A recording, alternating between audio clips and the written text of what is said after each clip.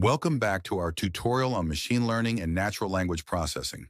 In this section, we'll explore how to fine-tune a pre-trained language model using LoRA techniques.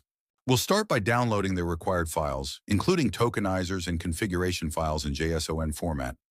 These will be saved in the project directory.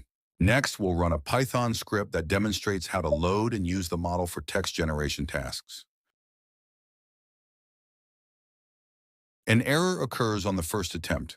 The repository ID format error is fixed by using the correct format namespace/repo name, or simply repo name. After the correction, the script runs successfully. We configure the training parameters, set the base model, and define hyperparameters such as batch size and learning rate. The training process begins. Real-time updates on loss values, gradient norms, and learning rates are displayed in the terminal. After training is complete, we test the model using various prompts. For example, we ask it to explain recursion or write some Python code.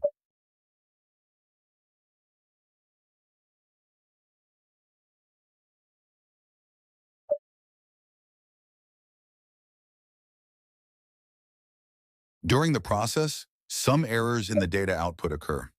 These provide valuable learning opportunities to improve debugging skills.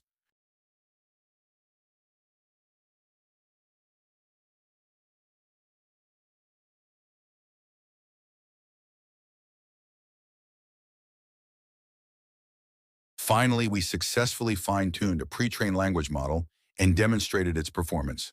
This method optimizes both the model's capabilities and resource utilization.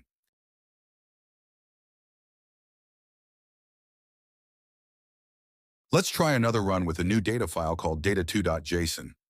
The emojis are selected intentionally to visualize training effects.